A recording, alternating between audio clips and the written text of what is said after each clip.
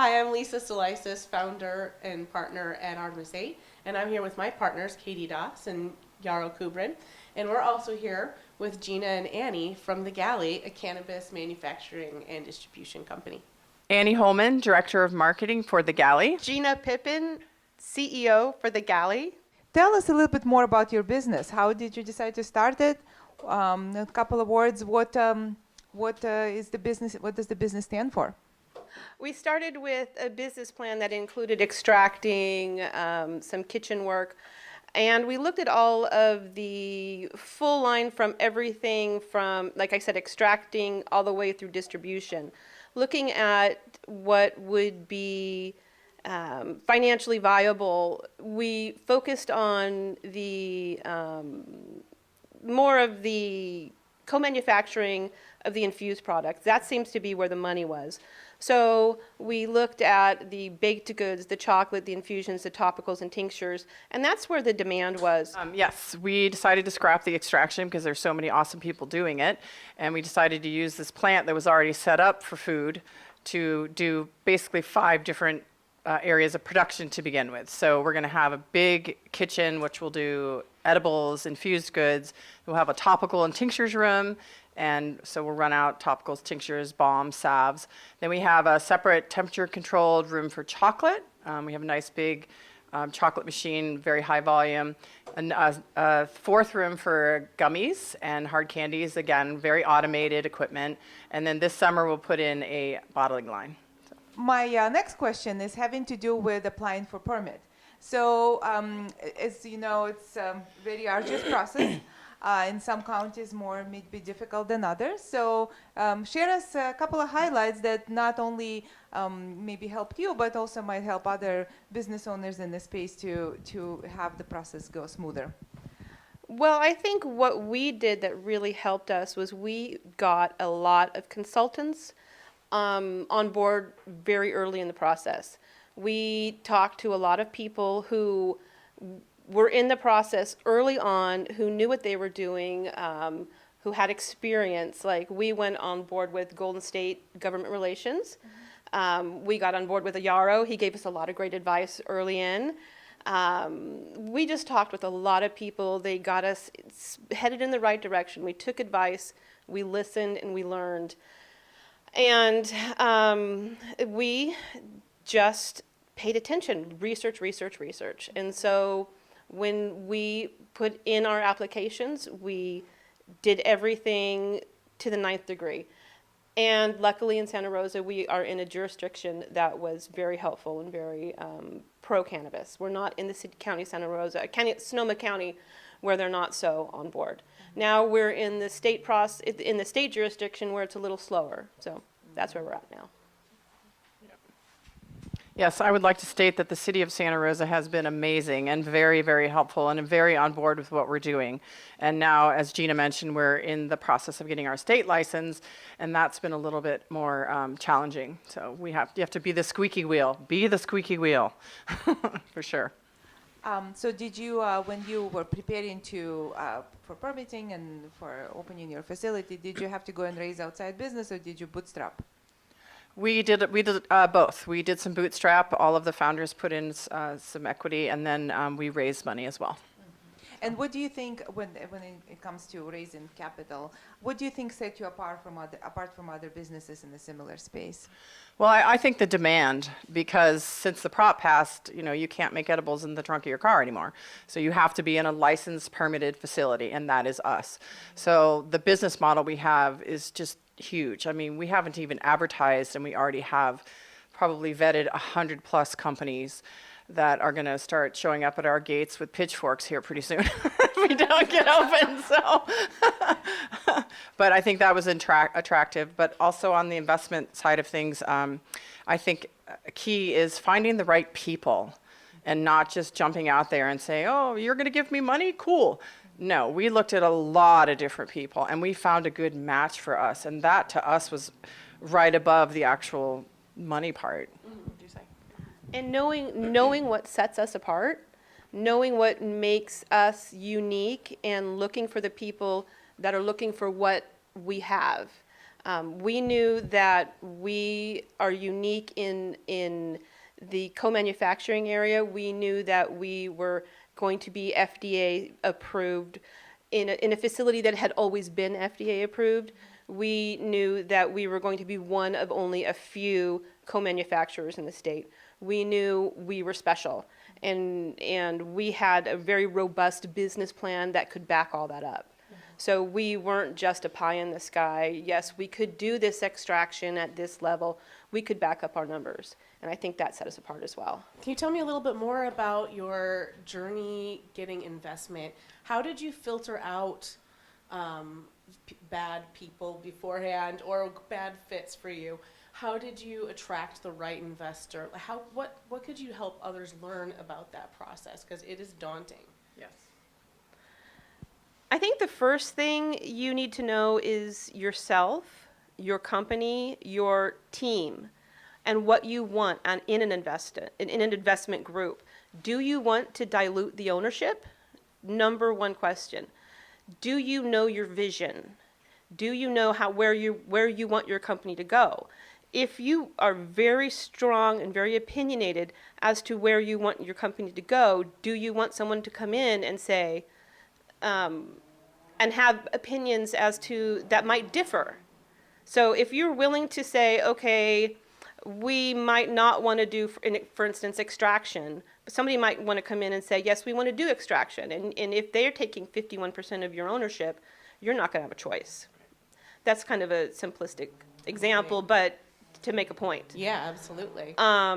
So there might be another, like a royalty kind of investment that might work better for you. So you need to know what kind of investment will work for you, and then you can filter out those sorts of people. Always do background on the people that are going to offer you money. What kind of, have they criminal records, obviously, bankruptcies? Do they really have the money they say they have? How have their previous investments gone? All of that. They're investing in you, but you're also investing in them. Absolutely. It's a two-way street. So do your due diligence on them while they do their due diligence on you. So, you know. And that's actually the attitude we took, because we knew we had something very special here. And so, honestly, it wasn't that difficult to weed out the bad actors. And I don't know if that's indicative to this industry or not, because I've never had a company like this where we had to raise that much capital. So, but some people would come in and they would leave, and we'd be like, yeah, nope. It was really intuitive. And then also, like Gina was saying, the deal that they're putting down in front of you, we did not want to give up any of the parts to our company. We wanted to keep it. And so we structured our deal like that. And it was hard. Gina broke out in hives. So and towards the end, it got intense. But it was never, it was just a lot of due diligence. You had a lot of work to do around it. And so it was never, I would say it was stressful, but it was not stressful in a horrible way. It's just that whole process is kind of stressful. But, we just went back and forth until we got what we wanted. And don't be afraid to ask for what you want. I mean, the first deal that comes down your way, if you don't like it, then say no and push back. We pushed back about 9 times, didn't we? Something like that. So. Yeah. And that's about right, 3 to 6 months. A lot of people that are getting in the industry, they're like, oh, how long did it take to get your funding? I need money in 2 weeks. Yeah. No, you're not going to get money in 2 weeks. You're going to get money in minimum 3 months, minimum. But be careful, because there are a lot of bad actors, and so, yeah. And so that's interesting. So you were able to not give away as much of ownership, if any. Can you tell me a little bit about your funding structure? Did you end up getting a lot of equipment leases? Do you have a whole package for your funding? As a CFO myself, I know that I can ask these detailed questions of you. No, absolutely. You really this. We didn't give away any ownership. What we gave away was royalties. Okay. So what's really important is to keep our margins where they need to be. And that's where my job comes in. And it's critical that I know what we make and our expenses stay where they need to be. So that's where my job is important. Yeah. And, where the business plan comes in. And that's why we're very careful about what we do. We're trying not to. We're trying not to lease things. We're trying to buy things, and we raised enough money to be able to do so. Great, So, great. Because we didn't want to buy equipment that we were going to have to grow out of in 30 seconds. We wanted to buy equipment that we could grow into. So, and that was really automated. That's a big deal. Because I come from a bakery that was very artisan and everything was done by hand. And yeah, so no bueno. Earlier in our interview, you talked about how initially you were configured to be a commercial kitchen as well as an extraction facility. And my question is, did you raise capital before you pivoted to kitchen only? No. Great. So that didn't bring up any uncomfortable conversations with No. investors as No. you had to sort of fluidly navigate a The- revised business plan? Yes. No, when I first did the business plan, it was apparent right from the beginning that when I first did the gross margins on the kitchen part versus the extraction part, that the extraction, the gross margin was so small. And the kitchen, it was huge. It just made no sense to the extraction. There's so many good people doing it that it made no sense to try. I've done some scenario planning myself around different product lines, and that's really it's a volume game if you're an extraction, and you have to be really, really good at it. And to try to mix that with the artisanry that you need for edibles might not be a good strategic fit for every company. Well, and also we didn't want to try to do it all. I mean, we were like, no, let's just focus on this. Let's be the best manufacturing out there. We don't need to be the best extraction because they're all around us. I mean, they're over there and over here. I mean, it's crazy. So we just decided, let's focus in on this one thing. So that's what we did. So you mentioned several times FDA facility, and you are going to be manufacturing out of what used to be food manufacturing facility. Why do you think this is important? Well, eventually, cannabis will be federally, legal. And so when it is, you're going to have a lot of different corporations going to enter the market with a lot of money. Well, we need to be situated we need to be situated where we're already your go-to company, because the money that's going to come in is going to be robust. So if we're already there and situated, we're going to be already the people to go to. We're going to have that market.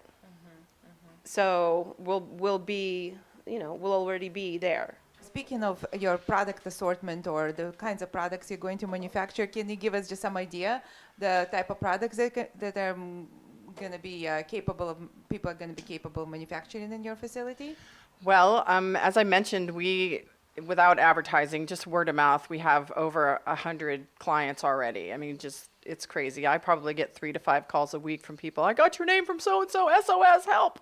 Because again, nobody has any place to go. And so we've gotten call for all kinds of things, gummies, brownies, truffles, healthy snacks, savory snacks, all kinds of, the topical and tincture market is just getting huge.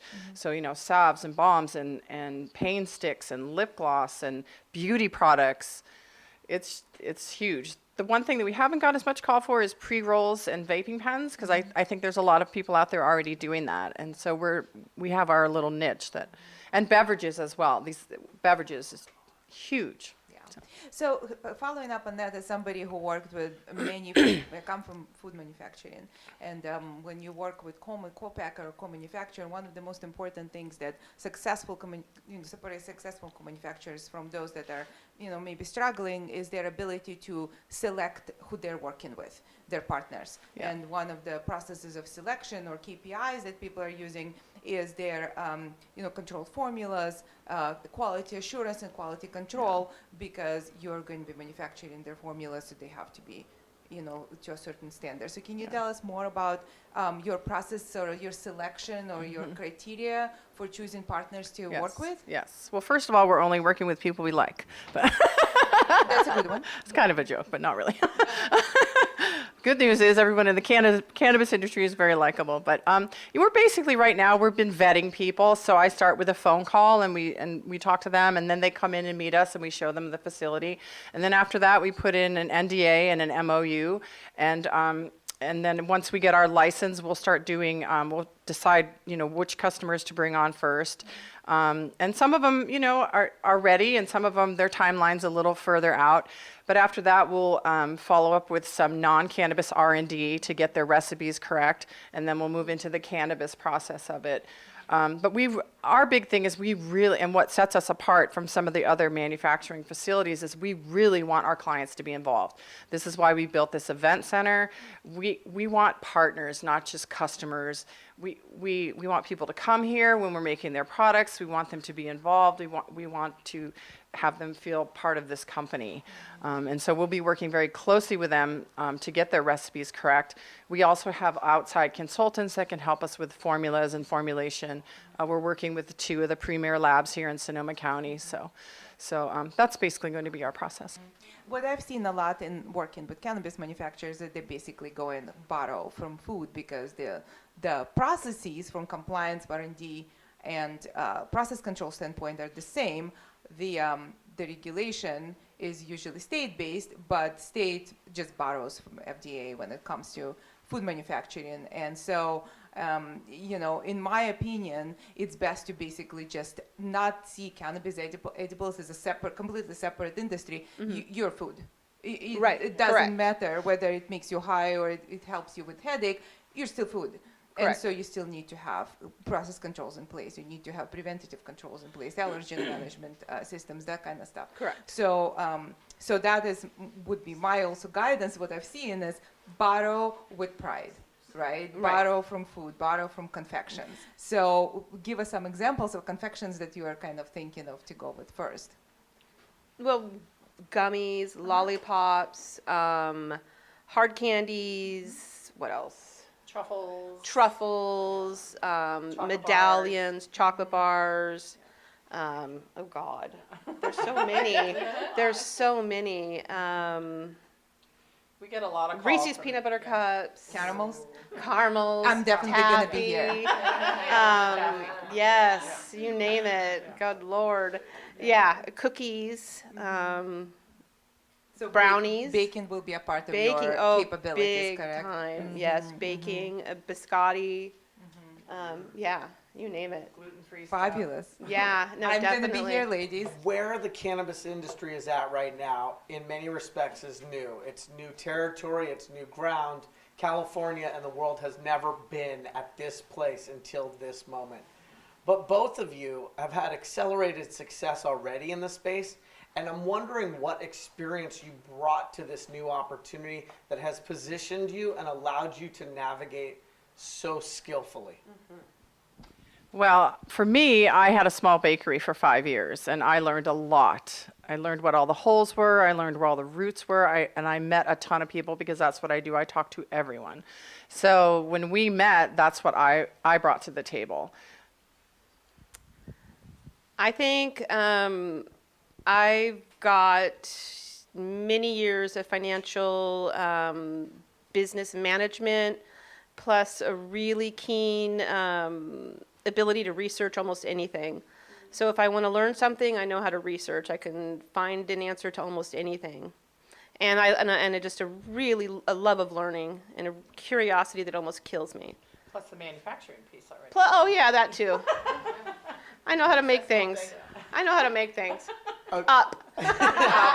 So far, so good. So my second question is, I recently saw a press release, and it looks as if your company has already partnered with another Canadian company, and so you're already doing multinational cannabis business, and yet your doors aren't technically open, and you're not baking yet.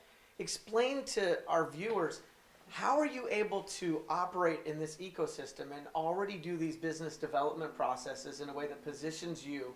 How did you do that? Well, the Canadian company that that's our investment company.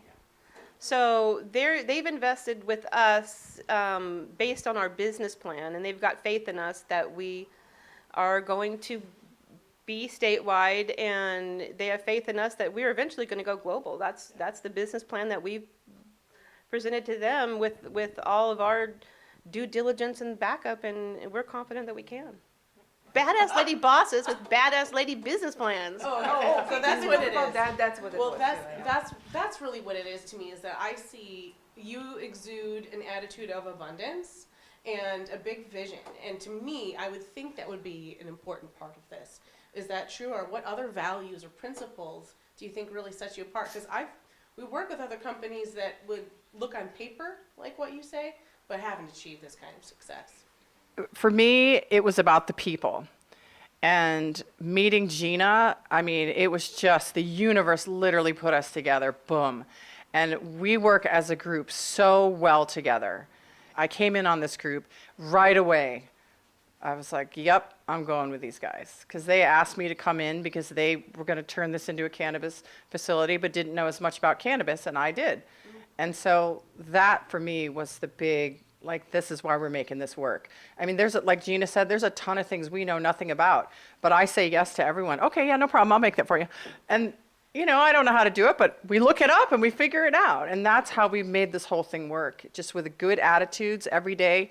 We have so much fun every day. We are constantly laughing and having a good time. And we just literally, as stuff comes our way, we have a hula hoop in the office, we jump through it and keep moving. Thank you. You're welcome.